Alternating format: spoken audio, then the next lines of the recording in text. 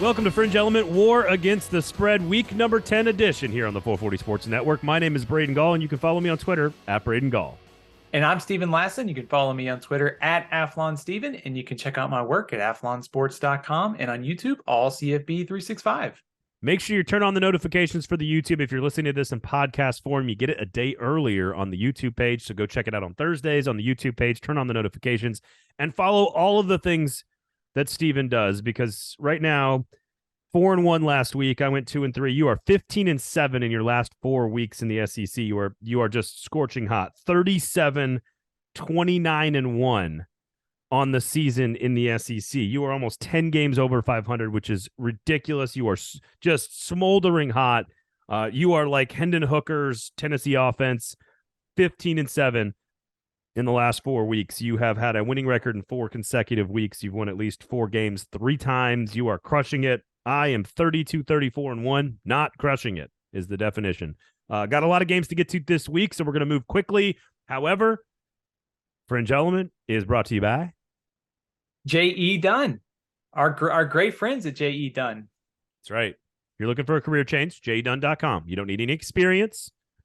It's all about culture. It's all about people. It's all about caring about the people that work inside your business for your company. A happy, healthy employee is a productive employee. That's why J.E. Dunn has been voted a top 100 healthiest place to work in the United States. You do not need any experience in construction. They're a $5 billion industry. They've got offices all across the country, in particular the Southeast, where you guys are all listening. So just if you're feeling like you need a change or just interested in perusing what options are out there for you, make sure you go to jedunn.com. Just see what they've got. I guarantee you they've got something for you. The offices here in Nashville have like video games and record players and like a 5-star kitchen and like 2 green egg grills on the roof that overlooks downtown Nashville. It's just stupid how awesome their offices are. Go check them out, jedunn.com. All right, let's put that record to the test, my man. Stephen Lassan here on Picks Against the Spread, SEC week number 10, Fringe Element. Kentucky, Missouri, always a very strange game, always a very close game. And the number has shifted and is down to a pick'em at the time of taping. So, Stephen, where are you going? Taking Kentucky here, Braden. Obviously, it's an important game for Kentucky to rebound after last week when they lost at Tennessee. A pretty poor offensive performance. You know, Mark Stoops is kind of putting the pressure on Scangronello and the offensive staff to get things fixed this week. Something to watch, though. Missouri has been very good at getting tackles for loss, generating havoc at the line of scrimmage. So the way that Kentucky's had issues with blocking and the offensive line, Missouri could really give Kentucky a lot of trouble there. So I think it's a good opportunity for Missouri at home to maybe win and try to get closer to bowl eligibility. But if I trust one quarterback in this game to make one play, it's Will Levis. So I think Kentucky's defense and Will Levis finds a way to win. And in a pick'em, that's what you got to go with. So I'll take Kentucky. But Will Levis is so tough, though. It doesn't matter if he holds the ball too long or makes bad decisions. He's just such a tough guy. Like, that's all that NFL scouts care about is how tough he is. Missouri's defensive front has been, it's a total 180 from where it was last year, where you could just, run for 300 yards on them. They did a great job against South Carolina stopping the run. I think South Carolina had 30-something yards rushing last week. This is a dangerous matchup for Kentucky.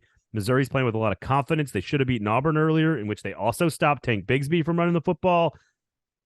I'm going Kentucky, though, because it's just Missouri and Kentucky is a pick'em. What are we talking about? It's just so weird. College football, baby. Florida at Texas A&M. This was a game to decide a playoff spot like a couple of years ago. And now you've got Texas A&M at home, 4 consecutive losses. Now 2 games under 500, but they have found their quarterback. Florida had a good quarter against Georgia, but that was about it. What do you make here? Texas A&M -3 at home.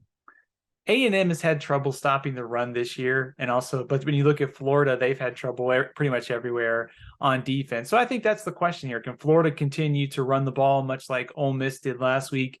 You mentioned Connor Wigman, Evan Stewart. The offense for A&M looked different early on. And then, of course, they nearly came back and made it, came back and won the game. So it's a tough call. I've seen it 3.5. If you can maybe get the hook there too as well. I'm just going to take the hunch. I'm going to take Billy Napier in Florida. They seem to rise up in these moments and covered. They covered last week against Georgia. So I'll take them on the road as well. What I think should be a pretty close game. It's fascinating that Billy Napier in year number 1 is here at 4-4, and Jimbo Fisher in year number 5 is here at 3-5. Like it's a very strange, like it's not two ships passing in the night kind of deal, but it feels so strange. I was burnt last week on A&M. You had Ole Miss minus the points. You were right. Even though if it was just by 1 point, you were right. Vegas always knows. I'll stick with the Aggies. It's a tough one, isn't it? I will stick with the Aggies. Florida just is so inconsistent sometimes. So not that A&M's not either, but I'll take the Aggies. I just think Wigman with a week of practice building up to this game, the talent level is a little different. You know, Napier cleaning house with Brenton Cox, just kicking him off the team basically. Maybe there's more going on there after a Georgia game, beaten up a little bit, hard to get up. Road game. Give me A&M here. There's got to be some pride here to break the losing streak. So give me the Aggies. Tennessee +8 against Georgia in the game of the year, of the century, of the week, of our lifetime in Athens. +8. J.E. Dunn, smart decision of the week, Braden. I'm taking Tennessee to cover against Georgia. On the straight up version, I would pick Georgia. I think this one will certainly live up to the hype, much like Tennessee and Alabama did. Love the matchups to watch. Love to see what Georgia can do on defense to slow down Hendon Hooker. Interested to see what Stetson Bennett does against Tennessee's secondary. But I think Tennessee, even though it's on the road, even though I doubt whether or not their defense can get enough stops to win this game, I think Tennessee keeps it close, and that is my J.E. Dunn smart decision of the week. Man, literally nothing would surprise me in this matchup. Can you stop the run with 4 or 5 guys if you're Georgia? Can you limit the big plays? Can you get red zone stops? Can Tennessee handle the environment on the road? Can Tennessee do it again against a more complete, more cohesive, more talented, better coached defense than anybody they've played probably all season, maybe even including Alabama?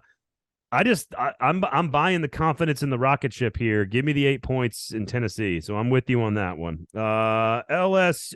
Liberty at Arkansas. Hugh Freeze, the next Auburn head football coach, getting 13.5 points against Arkansas. The Razorbacks at home and quietly kind of creeping back into trying to hit their over win total. A win here would give them a really good chance at hitting that over win total, and they are a 13.5 point favorite. Who you got?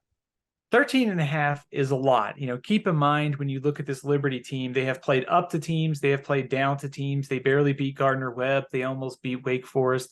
They're a hard team to get a read on. I do think the good thing, if you're Arkansas, kind of getting back on track, beating BYU, beating Auburn, like the way that KJ Jefferson and Rocket Sanders have been playing the last few weeks. I'll take Liberty to cover here. I think that's a lot of points. And for a team that seems to, even though they turn the ball over a lot, they're a little bit vulnerable on the offensive line. I think Hugh Freeze and Liberty can at least keep this a little bit closer than that 13, 14 point spread there. All right, I'm buying it. I'm doing it again. We're going to disagree. I'm going to go Arkansas here. Just run the football, power football, dominate the line of scrimmage on both sides, handle your business. It is a lot of points for a Liberty team that is now ranked in the top 25. I'm just banking on Hugh Freeze being distracted by anything. Could be. Auburn. Could be his cell phone. Ringing off the hook from God knows what. Who knows? God probably is the only one that actually knows, for Hugh Freeze. I'm going to take Arkansas minus the 13.5. Alabama, LSU, Baton Rouge. One of the largest, best football games of the last decade and a half has turned into second fiddle this weekend with Tennessee and Georgia. But I do think LSU is very hot. They're at home. I will take the 13.5 and LSU. I think they've got a quarterback who's playing his best football of his career, probably. And I think Denbrock is calling the right plays at the right time to let Jaden Daniels be successful. They've got big-time weapons that can take advantage of Alabama on the outside. They got a defensive line that can pressure Alabama's rushing attack and force them into being one-dimensional. I do not think LSU wins outright, but I think LSU keeps it real close. Give me the Tigers plus the 13.5. I like LSU as well, Braden. And if we can give a second J.E. Dunn smart decision of the week, I'm going to play LSU to cover that as well. I think for the big reason is that this game is on the road. It's it's in Death Valley. It's at night. We know Alabama's had trouble the last 2 years on the road. Even though I think Alabama's the better team, I think that spread's probably too much for an Alabama team that has had issues on the road. Alabama has won 10 out of the last 11 against LSU. You may remember the one that they won was the one with Joe Burrow going into Tuscaloosa and winning. I think both sides can win some battles on the line of scrimmage, and I love the quarterback battle between Jaden Daniels and Bryce Young. Alabama is the better team, but I think LSU covers. Yeah, Jaden Daniels is going to be running for his life. That's the big area of concern if you're an LSU fan is how do we block anybody? I mean, that's the major concern, but it's been a concern all season, and it feels like Jaden Daniels is finally figuring out how to run the offense behind that offensive line. Doesn't mean they're going to beat Alabama. I would not be surprised at an outright win, though. This Alabama team is just playing with fire every year on the road. They've lost twice now. A&M last year, Tennessee this year. I would not be surprised if they come out of here with an outright loss and are eliminated from the playoff race. Auburn, Mississippi State, the John Cohen Bowl, of course. Of course, they're playing each other. Of course, you fired Brian Harsin on Nick Saban's birthday. Of course, just of course to all of it. I'm going to take Mississippi State minus the 13. There's two ways to look at this. Auburn's players have played really tough all year in the face of all this craziness, and now they're free of the shackles of Brian Harsin, and they're going to play fast and loose and free and confident, and that's why you would take Auburn. The other side of it is Cadillac Williams is the head coach. They have no coordinators, and Mississippi State's a pretty darn good football team at home, and now all the players are looking around going, now what do we do at Auburn? So I'm going to go with the latter, not the former, and I'm going to take Mississippi State minus the 13. I think you hit on something that I'm kind of interested in this game is, the interim coach scenario, which has worked out well for a lot of teams this year in college football. You sort of get a rebound from the interim coach. The only problem with that is, I think if you're Auburn, like you said, I mean, you just lost Brian Harsin, Eric Kiesau, who was the offensive coordinator. Those two did most of the offensive game planning and play calling, I would assume. So now you have a scenario where you're losing coaches, and you're doing this on a short week. You're not doing it on a bye week. So I think Cadillac will probably have these guys ready to play. They'll be fired up, but I think once the game sets in, I think Mississippi State just too much offense. Yeah, I think once it gets going, and all of a sudden the air raid is flying everywhere, and Will Rogers is slinging it, and you're like, what do we do? And I'm with you on that one. The toughest, I think this might be the toughest one of the entire week. South Carolina -7 at Vanderbilt, because we have no freaking clue what South Carolina is from week to week. I said it last week on the show with Aaron on the big show that week. I apologize to you, South Carolina. You're doing good work. I apologize to Shane Beamer, but I don't really think you're particularly good at most things football related. That showed up against Missouri.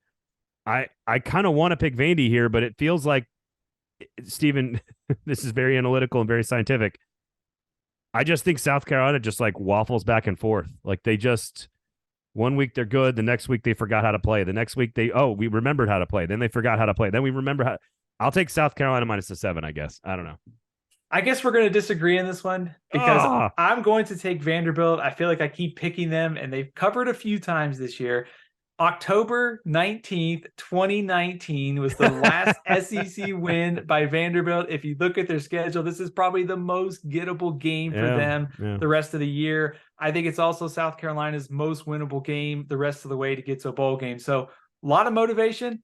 4 of the last 7 in this series decided by 10 points or less. Vanderbilt's at home.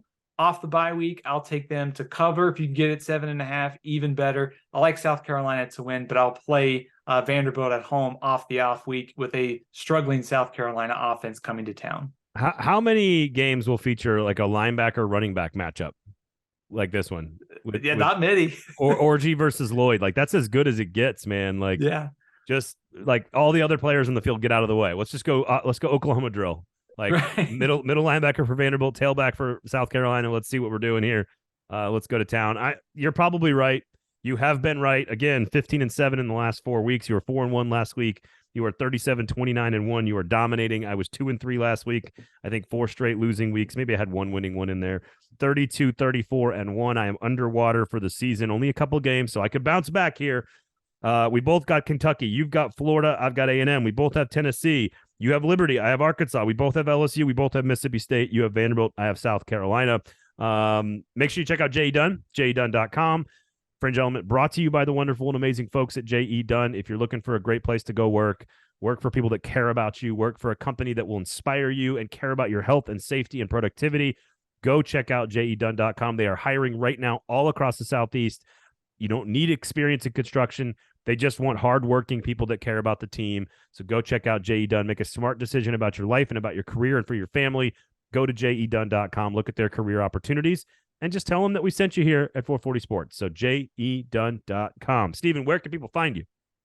You can follow me on Twitter at AthlonSteven. You can check out my work at athlonsports.com and on the YouTube, all CFB365. All CFB 365 on the YouTube. Thank you guys for hanging out with us. You can get to me at Braden Gall. Please turn on all the notifications on the YouTube page, on the Twitter sphere at 440 Sports, at Braden Gall. You got the YouTube, all the stuff. Rate, review, subscribe. We appreciate you guys for supporting us. And please go check out J.E. Dunn. For Stephen Lassan, I'm Braden. Enjoy week number 10.